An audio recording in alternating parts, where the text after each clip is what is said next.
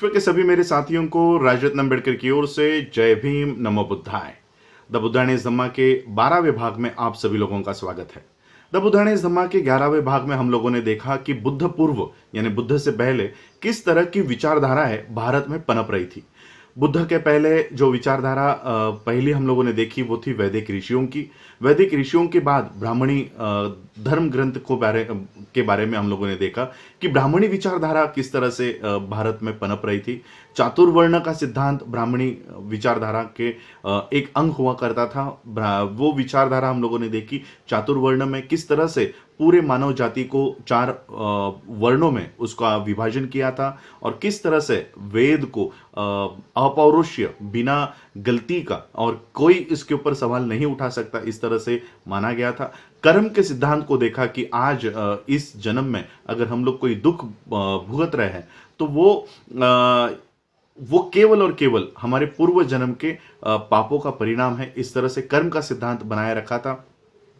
शिक्षा का अधिकार शूद्रों को और भारत के सभी महिलाओं को, चाहे वो ब्राह्मणों की हो या शूद्रों की हो, किसी भी महिला को शिक्षा का अधिकार ना हो, इस तरह से ब्राह्मणी विचारधारा काम कर रही थी। उसके बाद हम लोगों ने उपनिषद देखे। उपनिषद का कहना सिर्फ होम हवन करो और मौज मस्ती करो, खाओ पियो, इसी तरह से वो विचारधारा थी। बुद्ध ने इन सभी विचारधाराओं का अध्ययन किया और सभी विचारधाराओं का खंडन बुद्ध ने अपने जीवन काल में किया।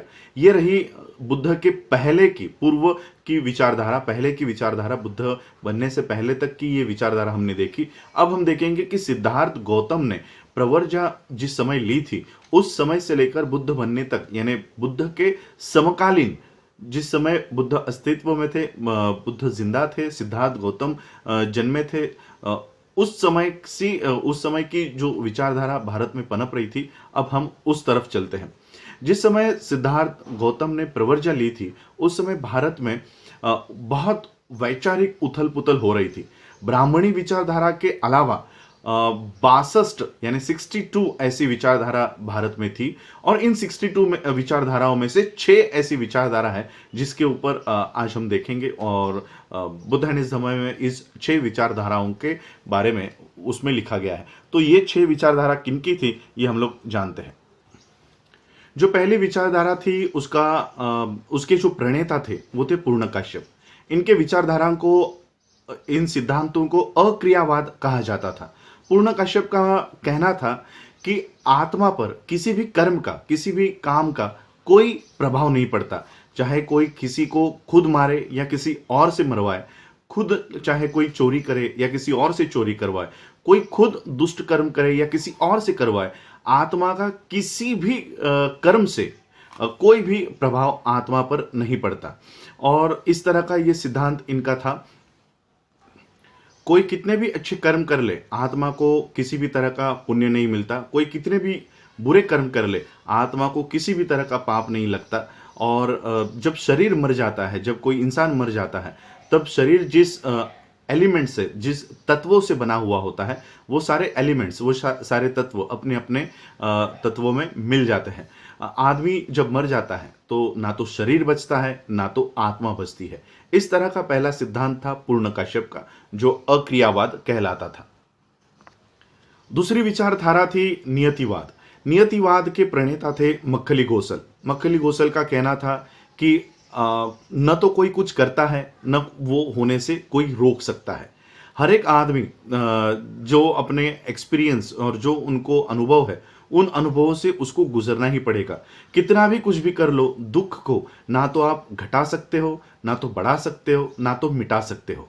इस तरह से ये सिद्धांत पूरी तरह से नियतिवाद पर अवलंबन था कि कोई भी आदमी कुछ कर नहीं सकता, जो होना है वो होकर ही रहेगा, कोई इसको रोक नहीं सकता। इस तरह का ये दूसरा विचारधारा मक्खली गोसल इनकी थी, जिसको नियतिवाद संबोधित किया गया है। सिद्धार्थ गौतम के समय तीसरी विचारधारा प्रचलित थी जिसका नाम था उच्छेदवाद। इसके प्रणेता थे अजित केसकंबल। अजित केसकंबल का कहना था कि न तो होम हवन में कुछ रखा है और ना तो स्वर्ग है ना तो नरक है। इनका कहना था कि इंसान दुखों के कुछ तत्वों से बना हुआ है और इसलिए आत्मा को इन दुखों को भुगतना ही पड़ेगा। इंसान चाहे उसके जीवन में कोई अच्छे कर्म करे, बुरे कर्म करे, आत्मा पर इसका कोई प्रभाव नहीं पड़ता। आत्मा को मुक्त होने के लिए 84 लाख योनियों से या महाकल्प के चक्रों से गुजरना पड़ेगा।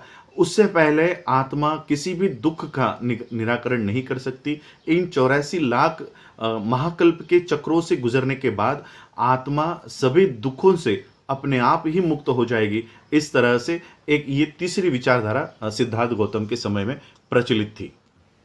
एक चौथी विचारधारा सिद्धार्थ गौतम के समय में प्रचलित थी जिसका नाम था अनन्यवाद। अनन्यवाद के प्रणेता थे पखुद काच्यना। पखुद काच्यना का कहना था कि जो इंसान का शरीर है ये 7 तत्वों से बना होता है, पृथ्वी, आप, तेज, वायु, सुख, दुख और आत्मा। ये जो सारे तत्व है ये इंडिपेंडेंट है, ये स्वतंत्र है, एक दूसरे से इसको कोई लेना देना नहीं है। अगर कोई इंसान किसी इंसान को मारता है, चाकू से अगर किसी का गर्दन उड़ा देता है, तो वो इंसान की हत्या नहीं करता, वो केवल एक शस्त्र वो 7 तत्वों में से एक तत्व में घुस जाता है, बस इतना ही वो करता है। इंसान कभी मरता नहीं और इस तरह से कोई किसी को मार नहीं सकता। ये 7 तत्वों से बना हुआ ये जो शरीर है उस तत्वों में ये जो शस्त्र है वो घुस जाता है। तो इस तरह से पखुद काच्यना का कहना था। 5वीं विचारधारा थी विक्षेपवाद। इसके प्रणेता थे संजय बेलापुत्र। संजय बेलापुत्र का कहना था कि अगर उनको लगता है कि स्वर्ग है तो वो कहेंगे स्वर्ग है, अगर उनको लगता है कि स्वर्ग नहीं है तो वो कहेंगे स्वर्ग नहीं है।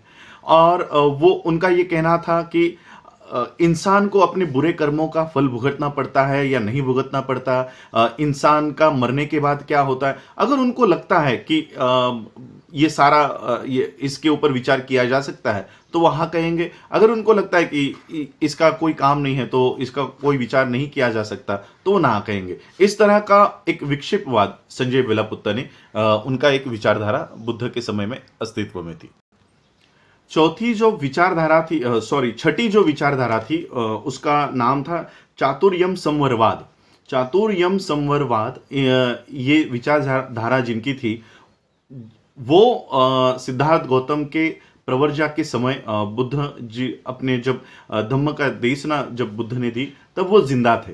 उनका नाम है, ये नाम सभी लोग जानते हैं, इनका नाम है महावीर। महावीर को निघंटनाथ पुत्र के नाम से भी जाना जाता था। इनका कहना था कि आत्मा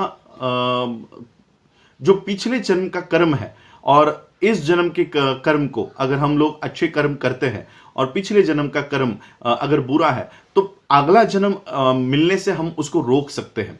तो इस तरह का महावीर का कहना था और उनका कहना था कि ये सारे कर्म हम लोग चातुर्याम धर्म को फॉलो करके कर सकते हैं। चातुर्याम धर्म ये 4 नियमों के ऊपर आधारित था। पहला नियम कि किसी की हत्या नहीं करनी है, दूसरा नियम कि चोरी नहीं करनी है, तीसरा नियम कि झूठ नहीं बोलना है और चौथा नियम कि पूर्ण ब्रह्मचर्य का पालन उसको करना है। तो इस तरह के 4 विचारधारा सिद्धार्थ गौतम के प्रवर्जा के समय में अस्तित्व में थी और ये सारे कंटेम्पररीज जो बुद्ध के पहले थे और बुद्ध के समय में थे, उनके लिए सिद्धार्थ का ये कहना था कि इनमें से कुछ भी हम लोग एक्सेप्ट नहीं कर सकते।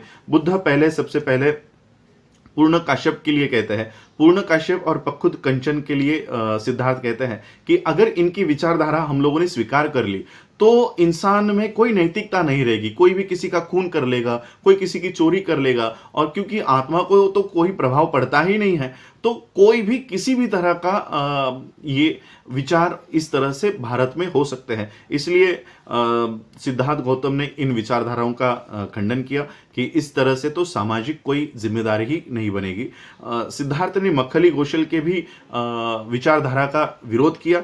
अगर नियतिवाद का और अगर इसका ही सिद्धांत का ही अगर हम पालन करते हैं तो हम पूरी तरह से डेस्टिनी जो भविष्य है उसके गुलाम बन जाएंगे। इस तरह से सिद्धार्थ ने मक्खली कौशल का भी विरोध किया। अजित केसकंबल के भी विचारधारा का विरोध सिद्धार्थ गौतम ने किया कि अगर इनका ही विचारधारा अगर मान ली जाती है तो आदमी सिर्फ खाएगा, पिएगा और मौज मस्ती करेगा, इसके अलावा वो कुछ भी नहीं करेगा। तो अजित केसकंबल का भी विचारधारा का खंडन सिद्धार्थ गौतम ने बुद्ध ने किया। संजय बेलपुत्र के भी विचारधारा का खंडन सिद्धार्थ ने किया कि अगर इनके विचारधारा को माना जाता है तो जीवन में तो कोई भी पॉजिटिव, कोई भी सकारात्मक विचार संकल्प जीवन में नहीं हो सकता।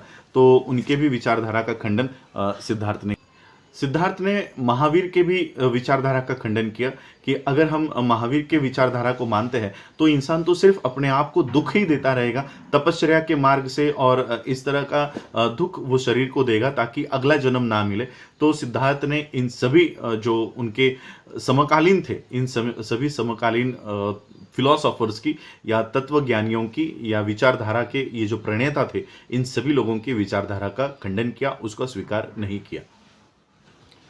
सभी धार्मिक और तत्वज्ञानिक विचारों का अध्ययन करने के बाद बुद्ध जब अपने शासन की, बुद्ध शासना की जब उन्होंने एस्टैब्लिशमेंट की, फॉर्मुलेशन किया, ये स्थापना की, तब बुद्ध ने देखा कि भारत के लोगों का दिमाग, भारत के लोगों की दिमागों को कुछ कल्पनाओं ने जकड़ रखा है। वो कल्पना थी, पहली कल्पना थी कि वेद ये अपौरुषीय है, इसको कभी प्रश्न नहीं करना चाहिए, ये सवालों से पूरी तरह से मुक्त है, कोई इसके ऊपर सवाल नहीं उठाएगा। ये पहली धारणा, ये पहला बिलीफ, ये पहली धारणा लोगों की थी, भारत के लोगों की थी। दूसरी धारणा भारत के लोगों की थी कि मोक्ष और आत्मा की मुक्ति, और इस तरह की धारणा भारत के लोगों की थी। तीसरी धारणा थी कि आत्मा की मुक्ति के लिए होम, हवन, धार्मिक विधियां और बलि चढ़ाना, इस प्रथा के ऊपर भारत के लोगों की दिमाग की पकड़ थी, और वो ये माना करते थे कि इस तरह से ही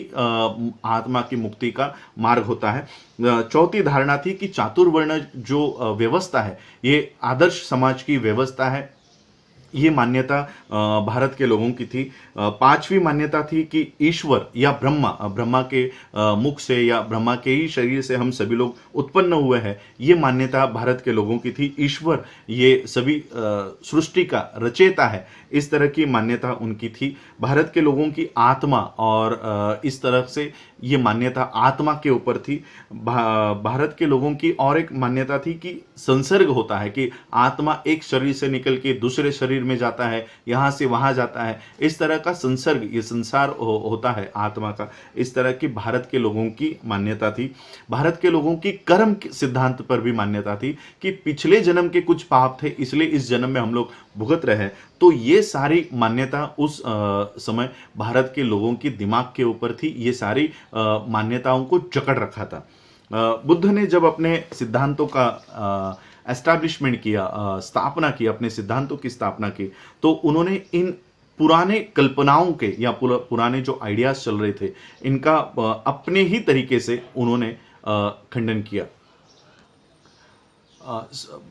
तथागत बुद्ध ने इन विचारधाराओं का खंडन किया कि मैं कौन हूँ, मैं कहाँ से आया हूँ, मैं क्या हूँ, इस तरह के जो सवाल थे, कल्पना थी, इसका बुद्ध ने पूरी तरह से अस्वीकार कर दिया। उन्होंने आत्मा के मत को अनाधिकृत घोषित कर दिया, अस्वीकार किया कि उन्होंने बताया कि आत्मा न तो शरीर है, न वेदना है, न संस्कार है, न तो साइंस है, न तो विज्ञान है।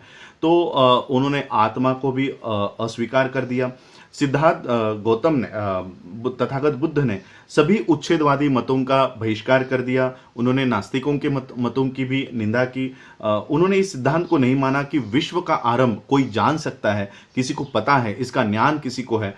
ये सिद्धांत भी सिद्धार्थ गौतम ने नहीं माना। सिद्धार्थ ने इस सिद्धांत का भी खंडन किया कि ईश्वर ने मनुष्य का निर्माण किया है और कोई ब्रह्मा के शरीर से ये मानव जाति का निर्माण हुआ है। इस विश्वास को भी उन्होंने अस्वीकार कर दिया। आत्मा के अस्तित्व को भी उन्होंने अस्वीकार कर दिया। इस तरह से सिद्धार्थ ने इन सारी बातों का अस्वीकार किया। सिद्धार्थ ने कुछ बातों में परिवर्तन किया, वो बातें इस तरह से है। सिद्धार्थ ने कार्य कारण के नियम को मान्यता दी, उनके उप सिद्धांतों के साथ उनको मान्यता दी। कार्य कारण सिद्धांत यानी law of cause and effect, ये आज भी साइंस के बच्चों को पढ़ाया जाता है। इस सिद्धांत को सिद्धार्थ ने माना। सिद्धार्थ ने पूरी तरह से भाग्यवादी जो दृष्टिकोण हुआ करता था उसका खंडन किया।